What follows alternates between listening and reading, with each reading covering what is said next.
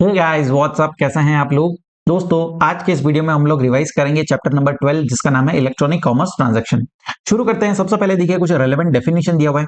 पहला डेफिनेशन बात करता है इलेक्ट्रॉनिक कॉमर्स। अब देखो इलेक्ट्रॉनिक कॉमर्स क्या होता है, जब आप सप्लाई कर रहे हो किसी गुड्स या सर्विसेज का ओवर डिजिटल या इलेक्ट्रॉनिक नेटवर्क। ठीक है, अगर आप सप्लाई कर रहे हो डिजिटल या इलेक्ट्रॉनिक नेटवर्क के द्वारा, उस केस में वो इलेक्ट्रॉनिक कॉमर्स यहाँ पर ट्रांजैक्शन बोला जाता है। ठीक है, आप देखिए आप इस डिजिटल नेटवर्क पे जो है गुड्स या सर्विसेज भी सप्लाई कर सकते हो और डिजिटल प्रोडक्ट्स भी सप्लाई कर सकते हो। डिजिटल प्रोडक्ट क्या होगा, जैसे आपका ई बुक्स वगैरह प्रोवाइड कर रहे हो तो वो भी इनमें इसमें इंक्लूड हो जाएगा। ठीक है, सेकंड डेफिनेशन दिया हुआ है इलेक्ट्रॉनिक कॉमर्स ऑपरेटर। अब देखिए ऑपरेटर कौन होता है, जो ये प्लेटफॉर्म को ओन करता है या फिर ऑपरेट करता है या मैनेज करता है डिजिटल और इलेक्ट्रॉनिक फैसिलिटी और प्लेटफॉर्म फॉर इलेक्ट्रॉनिक कॉमर्स। सो जो भी व्यक्ति प्लेटफॉर्म को ओन करता है, ऑपरेट करता है या मैनेज करता है, उसको इलेक्ट्रॉनिक कॉमर्स ऑपरेटर बोला जाता है। ठीक है, चलो सर नेक्स्ट आते हैं वेरियस इलेक्ट्रॉनिक कॉमर्स मॉडल्स दिए हुए हैं। ठीक है, सो तीन मॉडल्स यहाँ पर दिए हुए हैं। पहला बात करता है ऑनलाइन मार्केट प्लेस मॉडल। अब देखिए इसके अंदर क्या होता है, आप फ्लिपकार्ट को समझ लीजिए। फ्लिपकार्ट क्या करता है, सप्लायर एंड बायर को दोनों को मिलवाता है।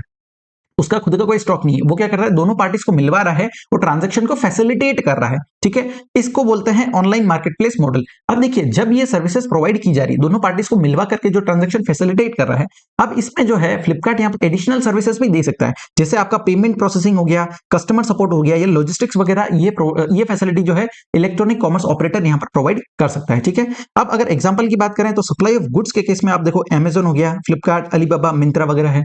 ठीक है, सप्लायर ऑफ सर्विस कौन कौन से होते हैं, उबर, ओला, जोमेटो, स्विगी, ये सारे यहाँ पर ऑनलाइन मार्केटप्लेस मॉडल में कवर हो जाएंगे। ठीक है, नेक्स्ट दिया हुआ है डायरेक्ट सेल्स मॉडल। अब देखिए डायरेक्ट सेल्स मॉडल क्या होता है, जहां पर आपको कोई भी प्रोडक्ट अगर बाय करना है तो आप उस व्यक्ति के वेबसाइट पे जाकर के या उसके खुद के जो ऑनलाइन स्टोर है वहां पर जाकर के जो है आप प्रोडक्ट को बाय कर सकते हो। ठीक है, इस केस में क्या होता है, कोई थर्ड पार्टी इन्वॉल्व नहीं है।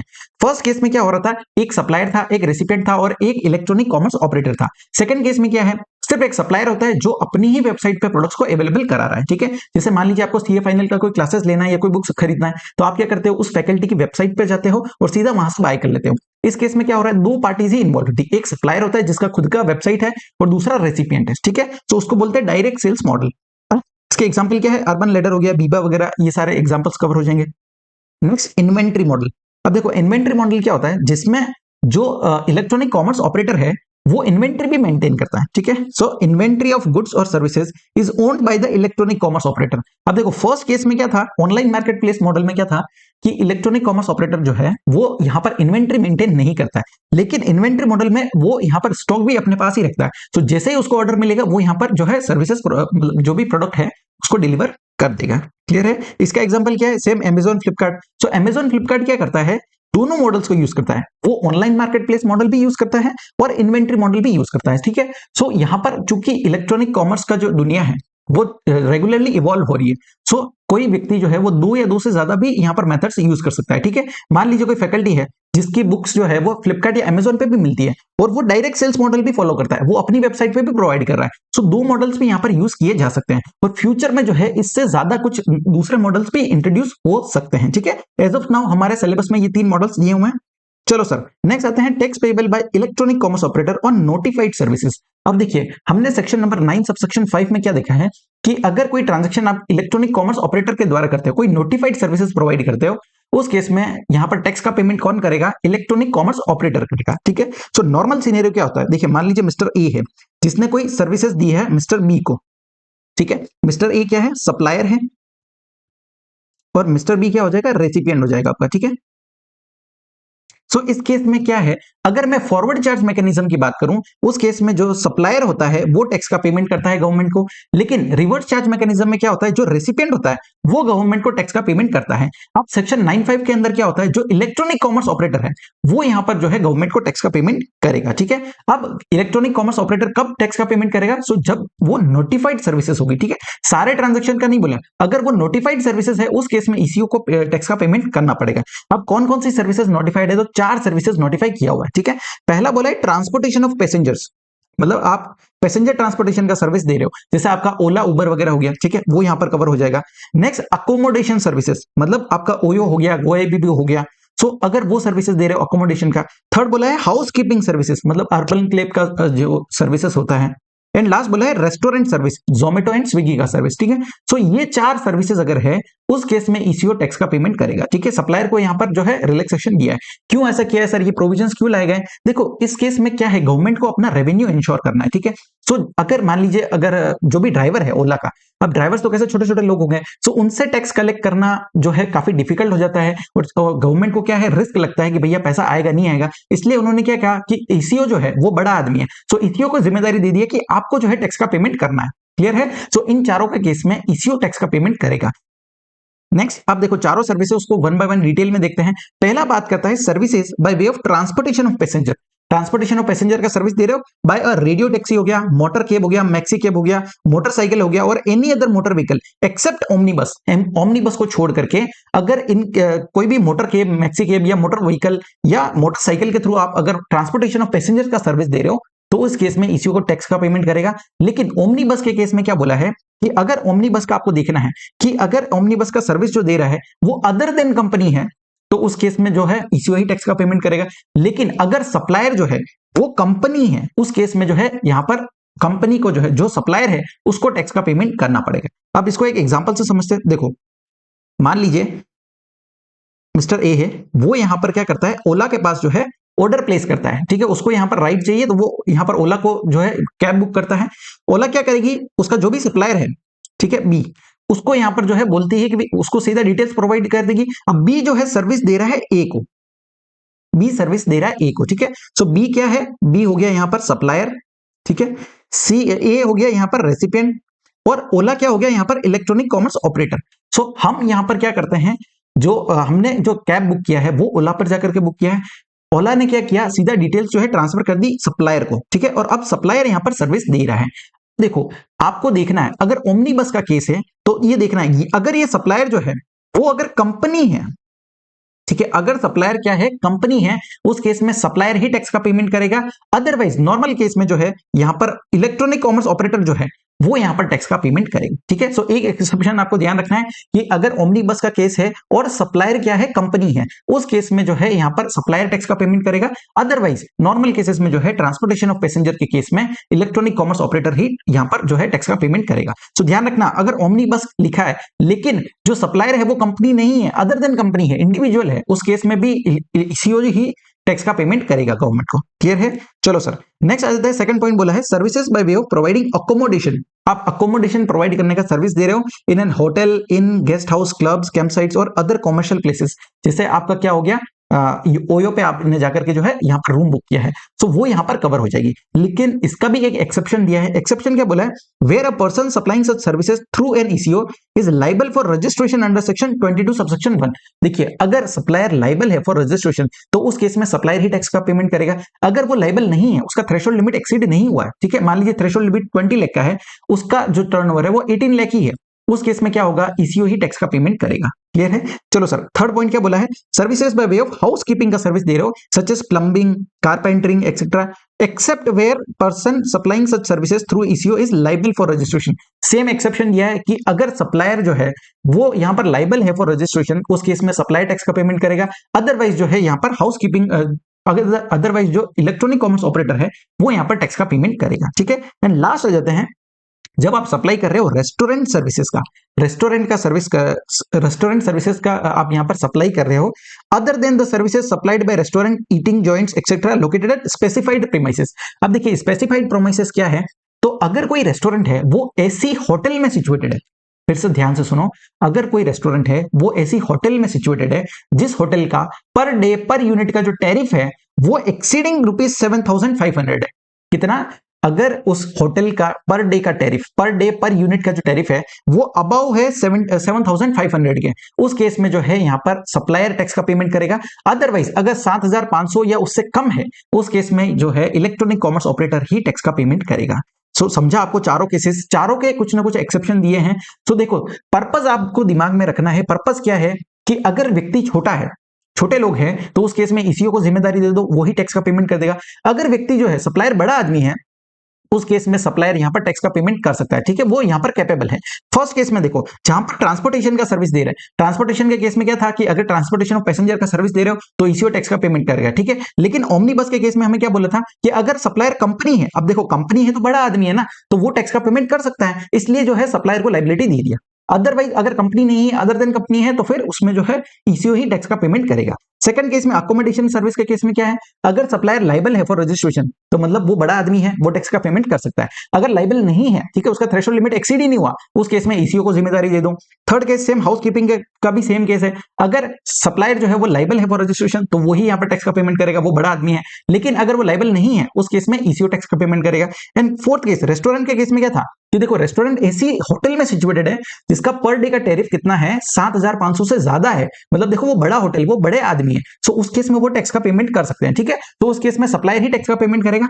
अदरवाइज जो है यहाँ पर ईसीओ को लायबिलिटी दे दिया है कि आपको टैक्स का पेमेंट करना रहेगा। क्लियर है। सो इन 4 नोटिफाइड सर्विसेज के केस में ही यहां पर ईसीओ टैक्स का पेमेंट करेगा। इसके अलावा आप कोई भी सर्विसेज दे रहे हो या गुड्स प्रोवाइड कर रहे हो, तो उस केस में जो है टैक्स का पेमेंट सप्लायर को ही करना पड़ेगा। क्लियर है। सो चारों नोटिफाइड सर्विसेज आपको समझी। चलो सर नेक्स्ट आते हैं। अब इन चारों के केस में क्या होगा, ये सर्विसेज जो है ऐसा माना जाएगा कि इलेक्ट्रॉनिक कॉमर्स ऑपरेटर ही प्रोवाइड कर रहा है और वही यहां पर टैक्स का पेमेंट गवर्नमेंट को करेगा। क्लियर है। सो ये ध्यान रखना कि ये चीजें जो है सप्लाई ऑफ सर्विस के केस में ही एप्लीकेबल है, ठीक है। जो 4 सर्विसेज देखिए उनके लिए ही एप्लीकेबल है, उनके अलावा कोई और सर्विस दे रहे हो या गुड्स का सर्विस सप्लाई कर रहे हो, तो फिर सप्लायर ही यहां पर टैक्स का पेमेंट करेगा। चलो सर अब ईसीओ कैसे टैक्स का पेमेंट करेगा, तो देखो अगर इलेक्ट्रॉनिक कॉमर्स ऑपरेटर जो है वो लोकेटेड है इन द टैक्सेबल टेरिटरी, मतलब वो इंडिया में ही है, उस केस में तो ईसीओ ही टैक्स का पेमेंट कर देगा। लेकिन अगर ईसीओ का जो है eco does not have physical presence in the taxable territory, मतलब उसका फिजिकल प्रेजेंस इंडिया के अंदर नहीं है, काफी सारी ऐसी कंपनी है जो बाहर सिचुएटेड है लेकिन वो इंडिया में आकर के बिजनेस कर रही है, तो अगर उनका जो है फिजिकल प्रेजेंस नहीं है, उस केस में जो भी वो पर्सन होगा रिप्रेजेंटिंग द ईसीओ, जो उसको रिप्रेजेंट कर रहा है, वो पर्सन जो है यहां पर टैक्स का पेमेंट करेगा। ठीक है। एंड थर्ड क्या बोला है, अगर ईसीओ के पास ECO has neither the physical presence nor any representative in the taxable territory, मतलब देखो ना ही फिजिकल प्रेजेंस है उसका खुद का, ना ही कोई रिप्रेजेंटेटिव है, उस केस में उसको यहां पर इंडिया के अंदर एक बंदा अपॉइंट करना पड़ेगा और वो पर्सन जो है यहां पर लाइबल होगा फॉर द पेमेंट टैक्स। ठीक है। सो पर्सन अपॉइंट करना पड़ेगा और वो टैक्स का पेमेंट करेगा। मतलब देखो उद्देश्य क्या है कि आप बाहर से इंडिया के अंदर आके बिजनेस करके कमा करके लेके नहीं जा सकते। ठीक है। अगर आपने पैसा इंडिया में कमाया है तो टैक्स भी इंडिया में पे करना पड़ेगा। अब आपका रिप्रेजेंटेटिव है तो हम उससे ले लेंगे पैसा, अगर रिप्रेजेंटेटिव नहीं है उस केस में आपको एक पर्सन अपॉइंट करना पड़ेगा और वो यहां पर टैक्स का पेमेंट करेगा। क्लियर है sir.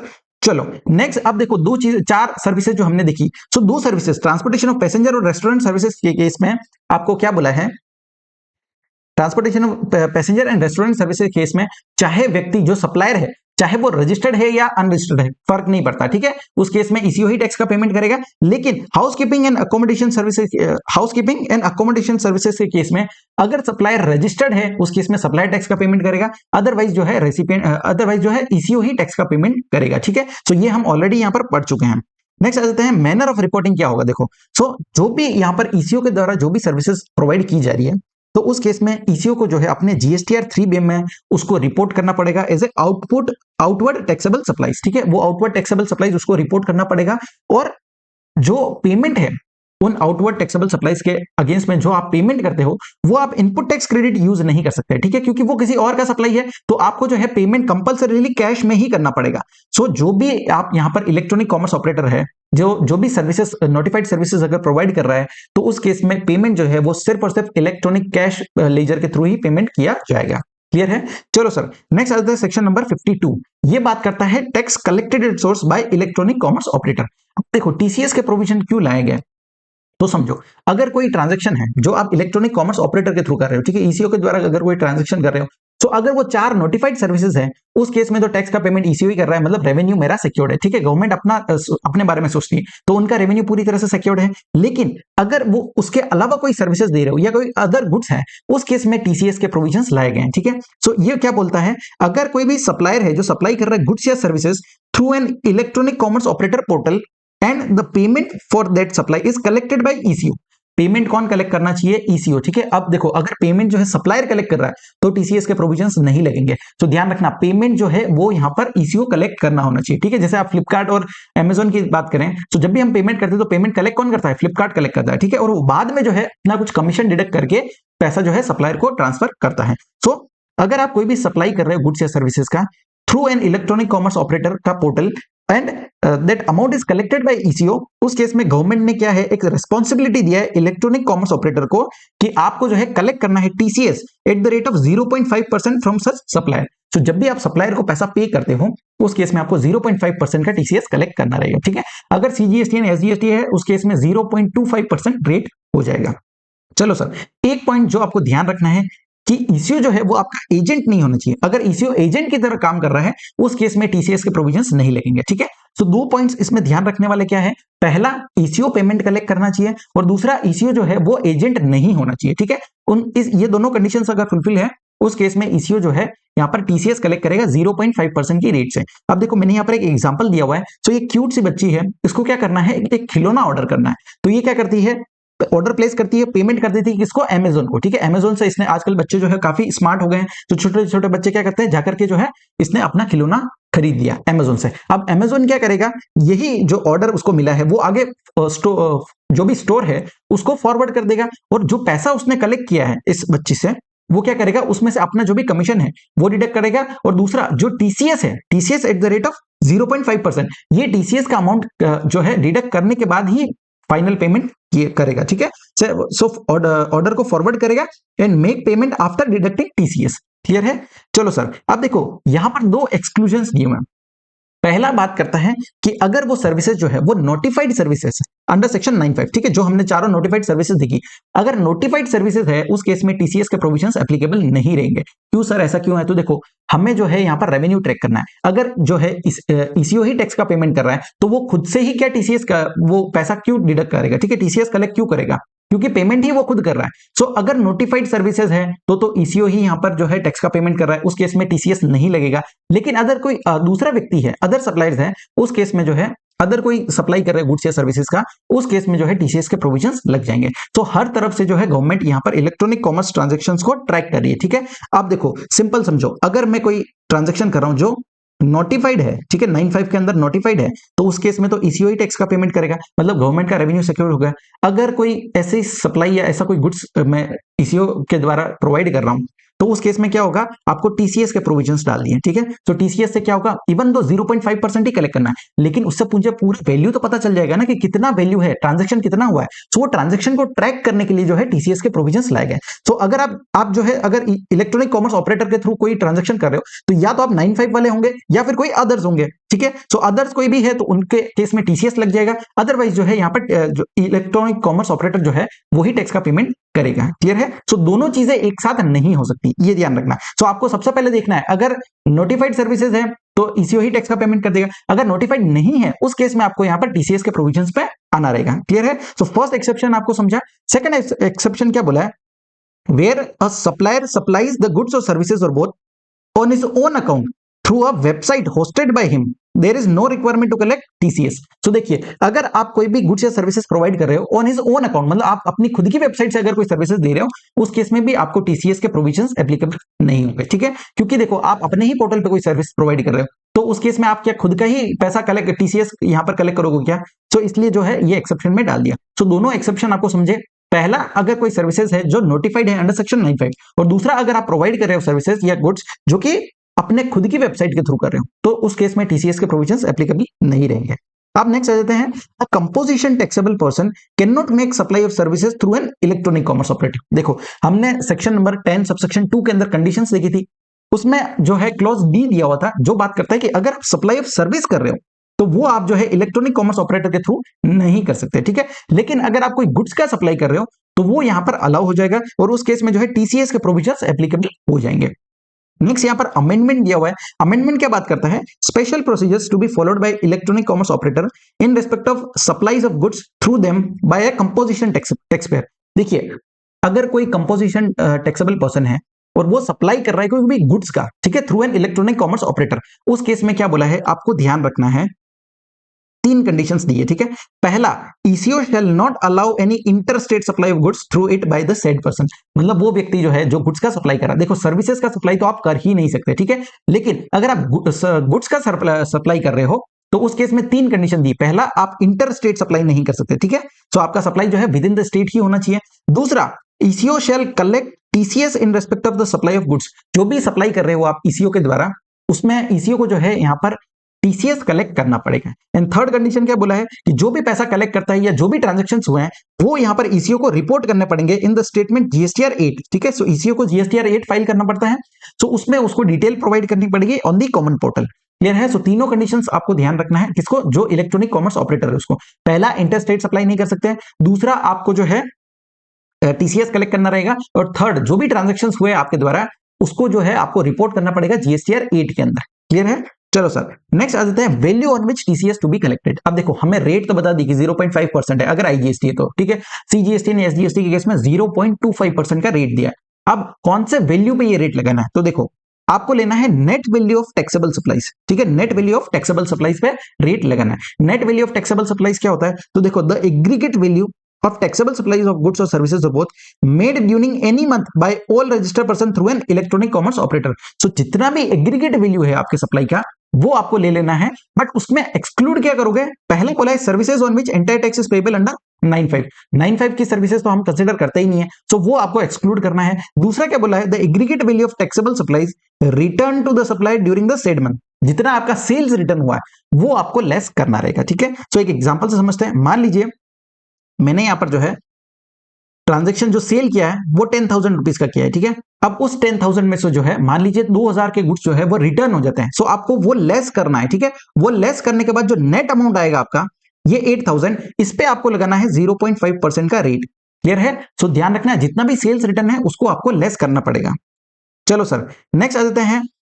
It is important to note that the value of net taxable supplies is calculated at GSTN level monthly basis। So हर एक जितने रजिस्टर्ड पर्सन है आपको हर एक रजिस्टर्ड पर्सन के हिसाब से GSTN लेवल पे देखना पड़ेगा monthly. And the value of only taxable supplies is to be taken. जितना आपका टैक्सेबल सप्लाईज है उसी का वैल्यू लेना है। एक चीज जो बहुत ज्यादा इंपॉर्टेंट है, देखो मान लीजिए मैंने जैन मंथ में सेल किया है 5,000 का, फेब्रुवरी मंथ में मैंने सेल किया है 15,000 का। ठीक है, अब मार्च महीने में क्या होता है? सेल्स रिटर्न होता है। सेल्स रिटर्न हो जाता है। कितना रिटर्न होता है? मान लीजिए मार्च महीने में मैंने सेल किया है 10,000 रुपीज का और मुझे रिटर्न हो जाता है 15,000 का। ठीक है, इसी मंथ में मार्च महीने में ही मुझे रिटर्न हो रहा है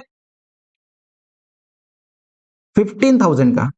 तो उस केस में क्या हो रहा है? मार्च महीने में मेरा सेल्स कितना है? एग्रीगेट वैल्यू ऑफ सेल्स अगर मैं देखूं तो 10,000 है, लेकिन सेल्स रिटर्न कितना है? 15,000। सो मान लीजिए मैंने जो पिछले मंथ में बेचा था, जो फरवरी में बेचा है या जन में जो मैंने सेल्स किया है, उसमें से यहां पर मेरे को सेल्स रिटर्न हो रहा है। तो वो आपको क्या करना है? अगर आप नेट वैल्यू देखोगे तो आपका सेल हुआ है 10,000 का और सेल्स रिटर्न है 15,000 का, सो नेगेटिव वैल्यू आ जाएगा। ठीक है, 5,000 आपका नेगेटिव में अमाउंट आ रहा है मार्च महीने में। तो उस केस में क्या करना है? जो भी नेगेटिव वैल्यू आता है उसको आपको इग्नोर करके चलना है। ठीक है, सो ये वैल्यू पे आपको टीसीएस कलेक्ट नहीं करना है, ये वैल्यू आपको इग्नोर करनी है। लेकिन अब मान लो कि अप्रैल मंथ आता है।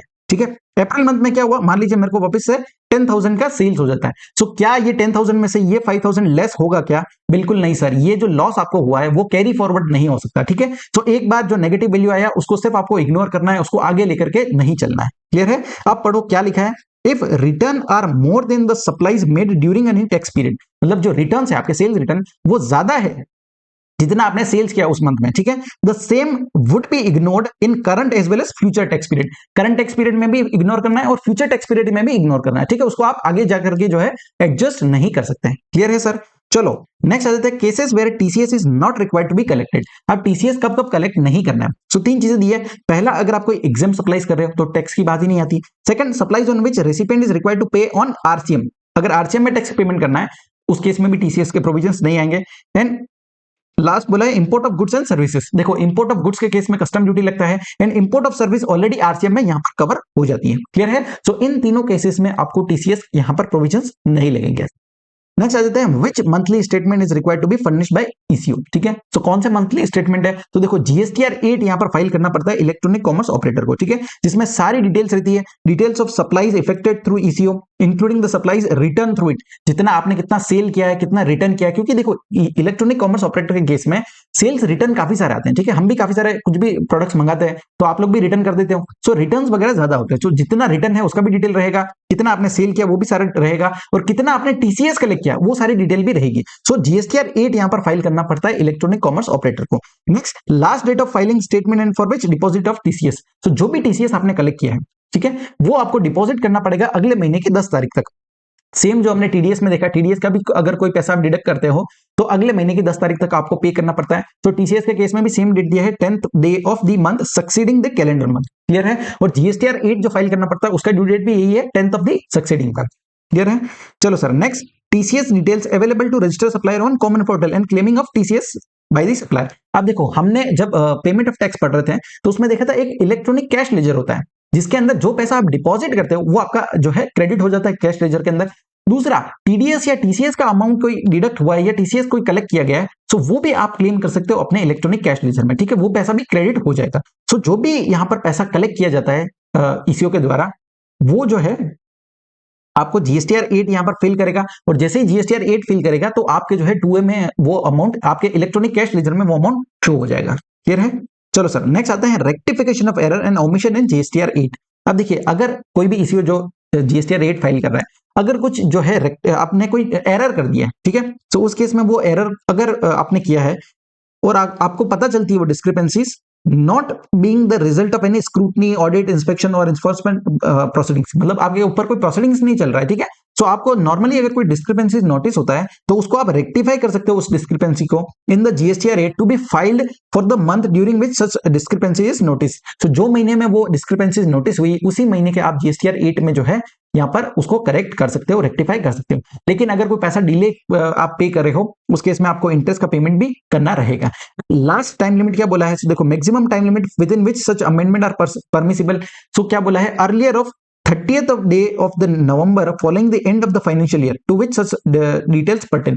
So अगले साल की 30 नवंबर और क्या बोला है? Date of filing of the relevant annual statement. ठीक है, जिस दिन आप अपना एनुअल रिटर्न फाइल करते हो। तो विच एवर इज अर्लियर जो रहेगा ये मैक्सिमम टाइम लिमिट रहेगा रेक्टिफाई करने का या अमेंडमेंट करने का। ठीक है, चलो सर नेक्स्ट आते हैं late fee for delay in filing GSTR 8। अगर आप अपना जीएसटीआर 8 जो है डिले फाइल करते हो तो उस केस में सेक्शन नंबर 47 का लेट फी आपको लग जाएगा। कितना लेट फी हमने देखा? 100 rupees per day subject to a maximum of ₹5,000। ठीक है, तो ये अमाउंट सीजीएसटी का इक्विवेलेंट अमाउंट एसजीएसटी का रहेगा। सो टोटल कितना हो जाएगा? 200 रुपीज ईच डे का रहेगा subject to a maximum of ₹10,000। Clear है?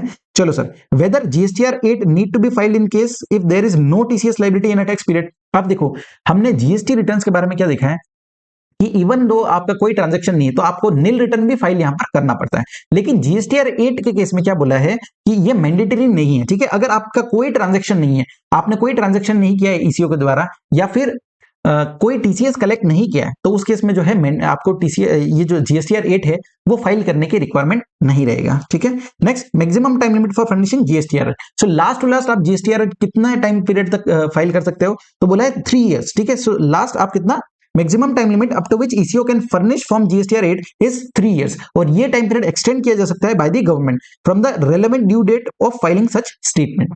चलो नेक्स्ट आता है which annual statement is required to be furnish by ECO. So देखो यहां पर ईसीओ के लिए जो है जीएसटीआर 9B यहां पर जो है दिया हुआ है। ठीक है, ये जीएसटीआर 9B अभी तक नोटिफाई नहीं किया गया है। तो एज ऑफ नाउ ऐसा कोई भी फॉर्म नहीं है। ठीक है, लेकिन फ्यूचर में जब भी आएगा तो जीएसटीआर 9B के अंदर जो है यहां पर ईसीओ को अपना एनुअल रिटर्न फाइल करना पड़ेगा। ड्यू डेट क्या रहेगी? तो same 31 December of the next financial year. ठीक है, सो वही ड्यू डेट रहेगा। अब next interest on non collection of TCS. अगर आपने जो है ईसीओ को टीसीएस कलेक्ट करना था लेकिन अगर उसने नहीं किया है उस केस में क्या होगा? वो पैसा जो है ईसीओ को पे करना पड़ेगा और अलोंग विद इंटरेस्ट पे करना पड़ेगा। ठीक है, और उस केस में पेनल्टी भी लगाई जाएगी अंडर सेक्शन 122 के अंदर हमने 21 ऑफेंसेस का लिस्ट देखा था। उसमें कितना पेनल्टी था? 10,000 रुपीज और the amount of tax evasion. जितना अमाउंट ऑफ टैक्स इवेजन या प्रेजेंट केस में क्या है टीसीएस कलेक्ट नहीं किया तो जो टीसीएस का अमाउंट और 10,000 विचएवर जो हायर रहेगा उतना पेनल्टी यहां पर लगाया जाएगा। ठीक है, and at what time should eco should collect amount. अब देखो ईसीओ को जो है पैसा कब कलेक्ट करना है? तो देखो आपको जब आपने सप्लाई किया है, ठीक है, जब भी सप्लाई हुआ है ईसीओ के द्वारा वो टाइम पे जो है पैसा कलेक्ट कर लेना है। ठीक है, जब भी सप्लाई किया वो टाइम पे कलेक्ट कर लेना है। इवन दो कंसिडरेशन आपको बाद में रिसीव हो रहा है उससे मैटर नहीं करता। जब आपके प्लेटफॉर्म के थ्रू सप्लाई किया गया है वो टाइम पे जो है आपको टीसीएस कलेक्ट कर लेना है। ठीक है, next notice bye the government authority. अब देखो गवर्नमेंट अथॉरिटी अगर चाहे तो ईसीओ को नोटिस दे सकती है। ठीक है, so any officer not below the rank of deputy commissioner can issue a notice to an electronic commerce operator और उसको जो है फर्निश करने के लिए बोल सकते हैं the details relating to value of goods और सर्विसेज सप्लाइड, जितने आपने गुड्स और सर्विसेज सप्लाई किए अपने पोर्टल से उसका आपको जो है डिटेल देना पड़ेगा। एंड दूसरा क्या बोला है, stock of goods lying in warehouse और गोडाउन। अब देखो अगर इन्वेंट्री मॉडल फॉलो कर रहा है, ठीक है, ईसीओ, तो उस केस में जो भी उसका वेयरहाउस या गोडाउन का जो स्टॉक का डिटेल्स है वो भी यहाँ पर जो है डिमांड कर सकता है, डिटेल्स मांग सकता है, ठीक है। उस केस में ईसीओ को जो है फर्निश करना पड़ेगा विद इन 15 वर्किंग डेज, ठीक है। तो 15 दिन के अंदर अंदर जो है ईसीओ को यहाँ पर डिटेल्स फर्निश करनी पड़ेगी। अगर ईसीओ फर्निश करने में असफल रहता है उस केस में जो है उस पर पेनल्टी लगाई जाएगी, जो सेक्शन नंबर 122 के अंदर भी पेनल्टी लगेगी, और जो जनरल पेनल्टी हमने देखी 25,000 का वो भी यहां पर लगाया जा सकता है, ठीक है। चलो सर, नेक्स्ट आ जाता है clarification on TCS liability in case of multiple ECOs in one transaction. अब देखो ये अमेंडमेंट था पिछले अटेम्प्ट के लिए, बहुत इंपॉर्टेंट है, इसके रिगार्डिंग कंपाइलर में क्वेश्चन भी दिया हुआ है। सो अगर मोर देन वन ईसीओ अगर इन्वॉल्व है ट्रांजैक्शन में, उस केस में दो इश्यूज को जो है यहां पर क्लेरिफाई किया है। आप एक एग्जांपल से समझते हैं। देखिए मान लीजिए कोई बायर है, ठीक है, जिसने बायर ने क्या किया, कोई गुड्स बाय किए हैं, तो ईसीओ को यहां पर ऑर्डर मिला, ठीक है। अब इसको बोलते हैं ईसीओ 1, ठीक है, इसको ऑर्डर दिया। अब ईसीओ 1 क्या करता है, आगे ईसीओ 2 को यहां पर ऑर्डर ट्रांसफर कर देता है, ठीक है। तो ईसीओ 2 को ट्रांसफर कर देता है और ईसीओ 2 जो है फाइनली जो सप्लायर है उसको यहां पर ऑर्डर पहुंचा देता है, ठीक है। तो ये चार पार्टीज यहां पर इन्वॉल्व रहती हैं। बायर ऑर्डर प्लेस करता है ईसीओ 1 के द्वारा, फिर ईसीओ 1 ईसीओ 2 को ट्रांसफर करता है और ईसीओ 2 जो है फाइनली सप्लायर को यहां पर ट्रांसफर करता है। नॉर्मल केस में सिर्फ एक इलेक्ट्रॉनिक कॉमर्स ऑपरेटर होता है और एक बायर होता है, सप्लायर होता है, ठीक है। लेकिन यहां पर दो ईसीओज हैं। सो दोनों ईसीओ का देखो, ये जो ईसीओ 1 है इसको बोलते हैं बायर साइड, ठीक है। ये हो जाएगा आपका बायर साइड ईसीओ, और ईसीओ जो 2 है उसको बोलते हैं सप्लायर साइड, ठीक है। सप्लायर साइड ईसीओ इसको बोला जाता है। सो दोनों ईसीओ हो गए। अब देखो इस केस में पहला डाउट क्या आया कि इस केस में टीसीएस कौन कलेक्ट करेगा, ठीक है। सो फर्स्ट अगर इश्यूज हम देखेंगे कि इसमें जो है टीसीएस कलेक्शन करने का लायबिलिटी किसका रहेगा, ठीक है, रिस्पॉन्सिबिलिटी किसका रहेगा। तो देखो जो सप्लायर साइड का ईसीओ है, ठीक है, जो ईसीओ 2 हमारे प्रेजेंट केस में कौन है, ये जो सप्लायर साइड ईसीओ है उसका रिस्पॉन्सिबिलिटी रहेगा कि आपको टीसीएस कलेक्ट करना है। तो टीसीएस कब कलेक्ट किया जाता है, देखो जब भी पैसा आप सप्लायर को देते हो उसमें से टीसीएस कलेक्ट करके फिर जो है बाकी का पैसा सप्लायर को दिया जाता है। सो जो ईसीओ अल्टीमेटली सप्लायर को पैसा पे कर रहा है वो ही यहां पर जो है यहाँ उसकी क्या रिस्पॉन्सिबिलिटी रहेगा टीसीएस कलेक्ट करने की, ठीक है। तो यहां पर सप्लायर से जुड़ा हुआ कौन है, सप्लायर साइड ईसीओ, तो वो यहां पर उसका रिस्पॉन्सिबिलिटी रहेगा टीसीएस कलेक्ट करने का। क्लियर है, फर्स्ट इशू आपको समझा। अब देखो सेकंड इशू क्या बोलता है, in a situation where multiple issues are involve in a single transaction of supply of goods और सर्विसेज और both through ECO platform and the supplier side ECO is himself the supplier. अब देखो क्या हो रहा है, जो सप्लायर साइड ईसीओ है ये वाला, ये खुद ही एक सप्लायर है, ठीक है। सो अब पिक्चर में क्या होगा, ये जो हमने सप्लायर देखा था ये है ही नहीं, ठीक है, ये पिक्चर में ही नहीं है। सो ट्रांजैक्शन क्या हो जाएगा कि एक बायर है, ठीक है, और बायर है वो यहां पर ईसीओ 1 को ऑर्डर प्लेस करता है, ईसीओ 1 को ऑर्डर प्लेस करता है, ये आगे ईसीओ 2 को ऑर्डर प्लेस करता है, और ये जो ईसीओ 2 है यही आपका सप्लायर है, ठीक है, यही गुड्स को सप्लाई कर रहा है। तो उस केस में ये सप्लायर जो है वो पिक्चर से ही बाहर हो गया। अब इस केस में टीसीएस का लायबिलिटी किसका रहेगा, तो देखो यहां पर तो ईसीओ ही एक ही है, ठीक है। तो ये जो बायर साइड ईसीओ है इसी का रिस्पॉन्सिबिलिटी रहेगा आपको टीसीएस कलेक्ट करने का। क्लियर है। तो सेकंड केस में तो सिंपल है, फर्स्ट केस में आपको ध्यान रखना क्योंकि इसके रिगार्डिंग काफी सारे क्वेश्चन दिए हुए हैं। तो आपको ध्यान रखना है जो सप्लायर साइड ईसीओ है उसका रिस्पॉन्सिबिलिटी रहेगा आपको टीसीएस कलेक्ट करने का। क्लियर है। सो क्लैरिफिकेशन क्या दिया है, in such a situation TCS is to be collected by buyer side ECO, जो बायर साइड ईसीओ होगा वो यहां पर जो है पैसा टीसीएस जो है कलेक्ट करेगा। क्लियर है। तो यहां पर हमारा चैप्टर कंप्लीट हो जाता है। अब देखो इसके रिगार्डिंग रजिस्ट्रेशन की अगर बात करें, ठीक है, तो रजिस्ट्रेशन के केस में भी आप समझ लो, वैसे तो हम चैप्टर नंबर 8 में पढ़ेंगे रजिस्ट्रेशन ईसीओ के रिगार्डिंग क्या है। देखो सेक्शन नंबर 24 दिया हुआ है, वो बात करता है कंपलसरी रजिस्ट्रेशन के बारे में, ठीक है। सो ध्यान रखना है किस केस में रजिस्ट्रेशन लेना पड़ेगा।